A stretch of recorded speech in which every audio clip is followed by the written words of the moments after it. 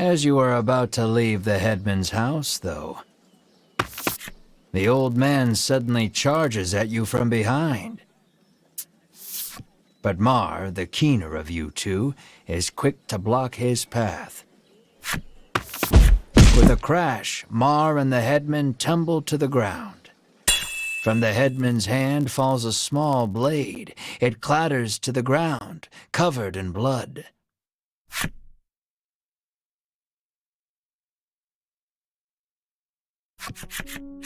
You take the injured Mar to an inn where you can watch over him. You gaze at the unconscious Mar with concern. Despite the shallow wound, no amount of medicine seems to rouse Mar from the bed.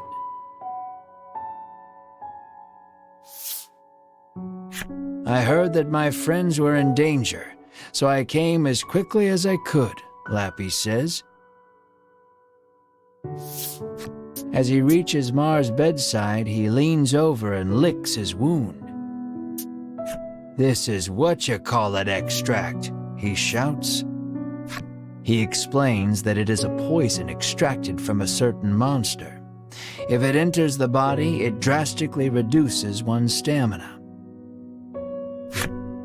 Hearing those words, you realize the headman's blade must have been coated in this poison. Mar's condition starts to make sense. "Isn't there anything we can do?" Melanie asks. Lappy's eyes widen in realization before he places his mouth over Mar's wound and begins sucking. He then puts the Whatchacallit extract into a bottle and hands it to you.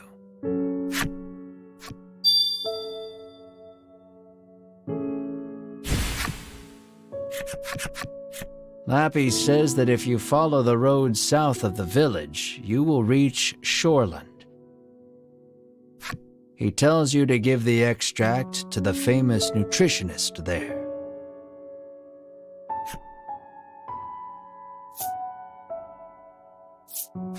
Realizing that you are at fault for this, you don't hesitate to undertake the quest. But this is strange. The extract comes from a monster, so it should have no effect on one, Lappy remarks with a curious tilt of his head.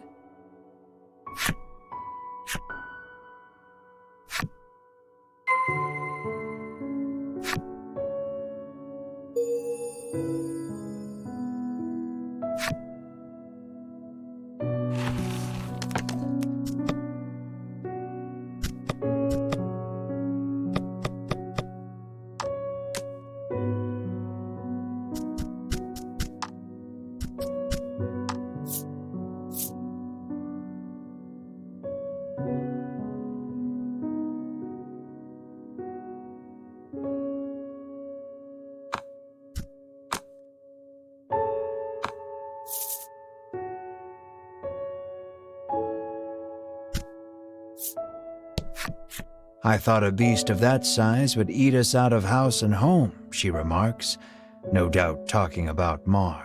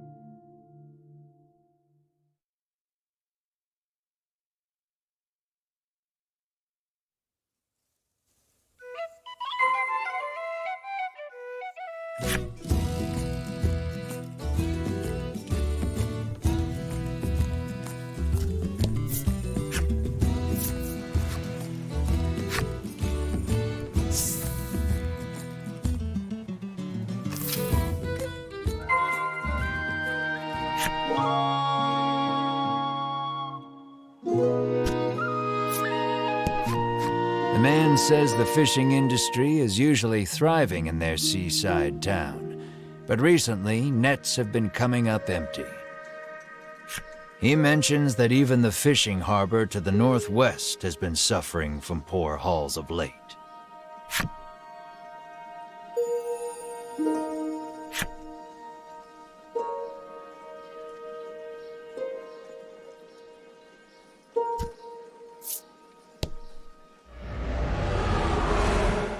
You hear a roar in the distance. According to the townsfolk, it is a very recent phenomenon. Rumor in the village has it that it might be the dragon.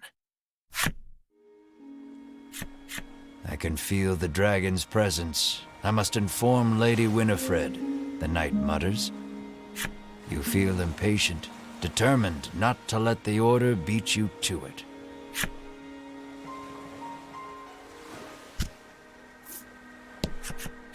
A troubled woman tells you that there has been a rise in thefts lately.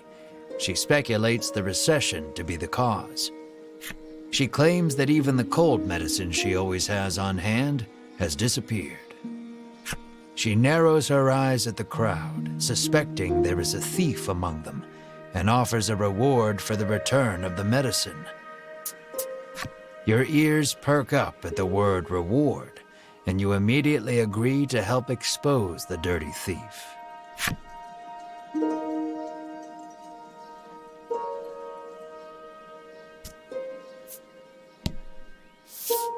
You approach a woman sneaking around in a corner of town.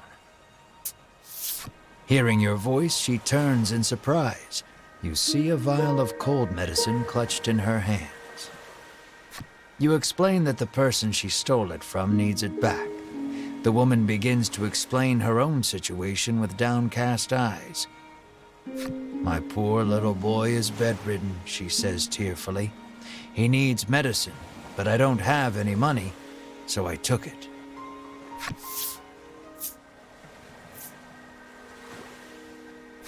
Hearing her tale, you are overcome by sympathy and decide to look the other way. She thanks you and hands you something, apologizing for not having more.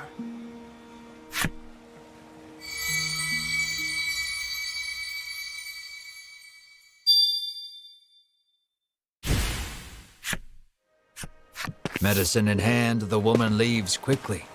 Now then, what to tell the other lady?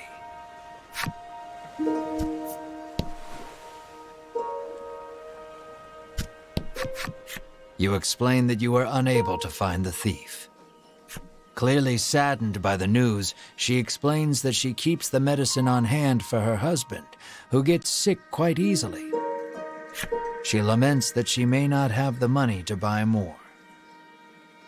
Unsure if you made the right choice, you return to your journey with a heavy heart.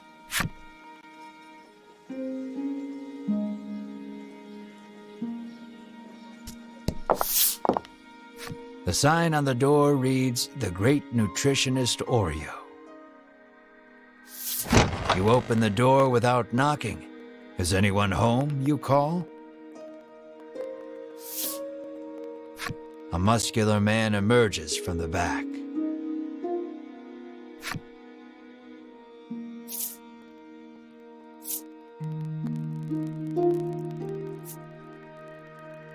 Praising his musculature seems to put him in high spirits. Anyone can achieve a body like this with the proper diet, he explains. So why don't we enjoy a life of love and nutritional meals together? Have mercy, you think, then immediately change the subject.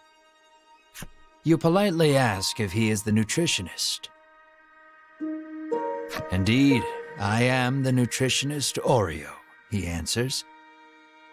He says he has been studying dietetics here for many years. You hand Oreo the extract and explain that your comrade is now bedridden because of it. He stares at the extract for a long time, and then opens the bottle and laps at the liquid inside. "That's poison!" Melanie shouts in alarm. The man insists that he'll be fine with his expertise of nutrition, and insists that knowledge is power, as if that will help somehow.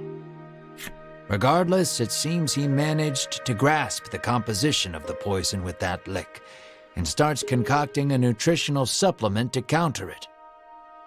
However, he says he needs a spry fish, which has been difficult to catch lately. He needs a special fish to make the necessary supplement.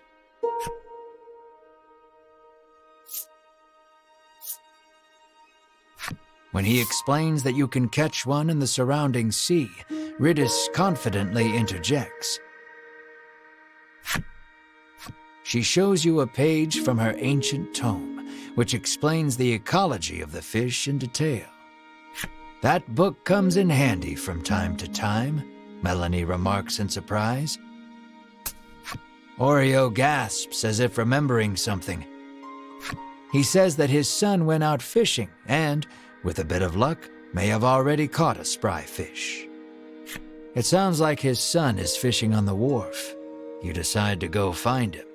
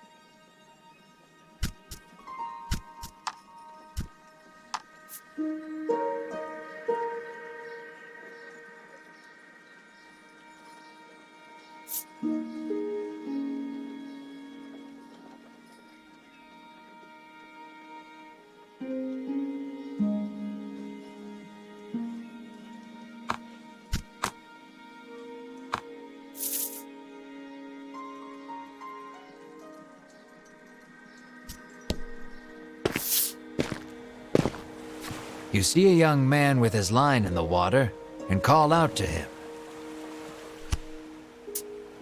He turns around and flexes, shouting out suddenly, "Power is power."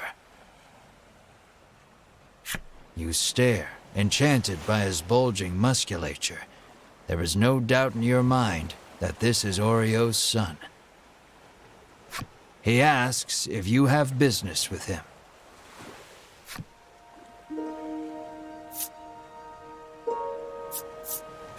Praising his musculature seems to have put him in high spirits. Anyone can achieve a body like this with the proper exercise, he explains.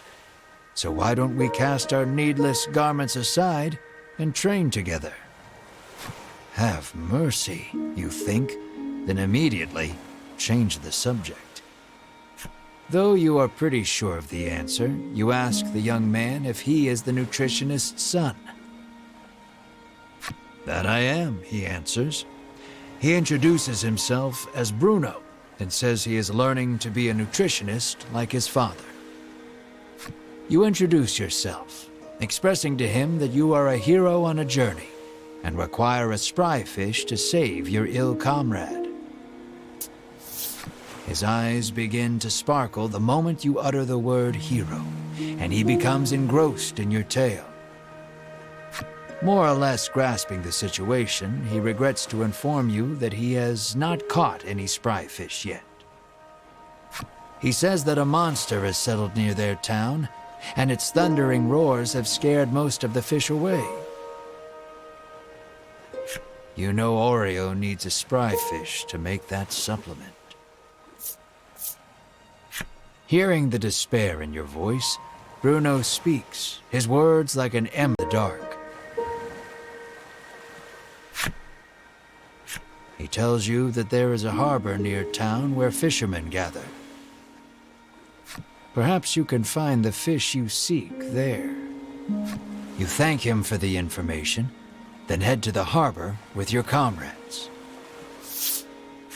Just as you are about to leave, Bruno offers to escort you there. Is it a reward you're after? You are about to ask. But Melanie smacks you on the head before you can voice it and allows him to come along.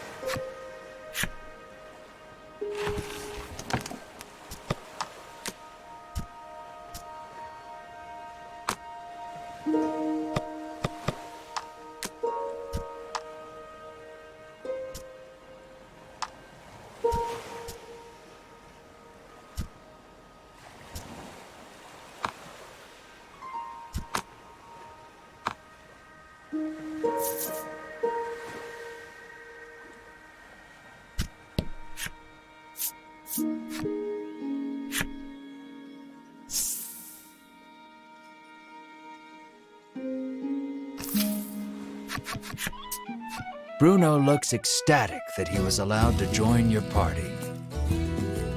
When you ask him why, he tells you that his dream is to be an adventurer and has thus been training every day. But his father, famed in the world of nutrition, forced him into following in his footsteps.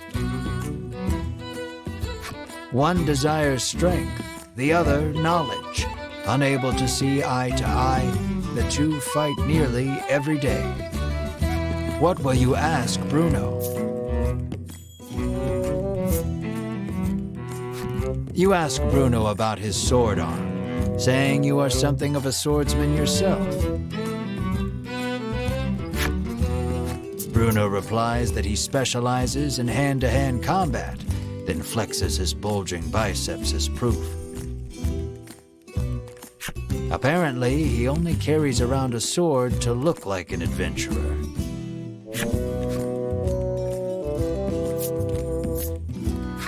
Curious about his attire, you ask why he does not wear armor. He confessed that he once wished for armor, but deemed it unnecessary after gaining so much muscle. In that moment, you realize something. While his passion for being an adventurer is true, he is dumber than a sack of rocks. The words "birds of a feather flock together" run through your mind, but you quickly chase them away, afraid of what that means for you.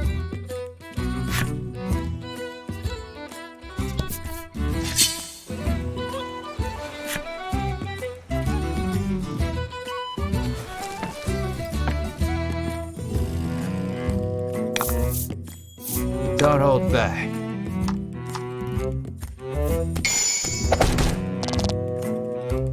Nice work.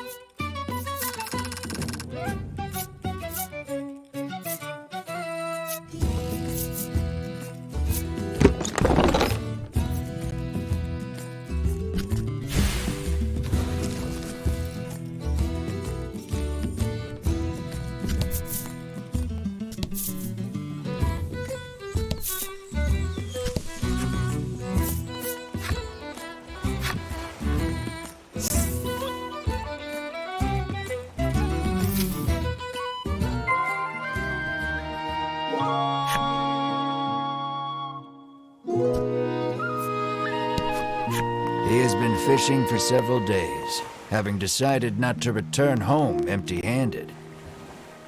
He hopes his wife and child back in Shoreland are well.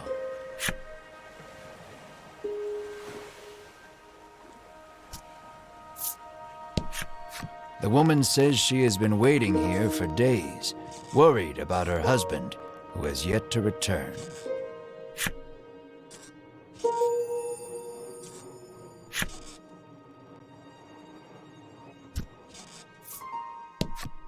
Lately, a monstrous roar has been disturbing the seas and scaring away all the fish. He sighs, lamenting that his catches have been poor as a result.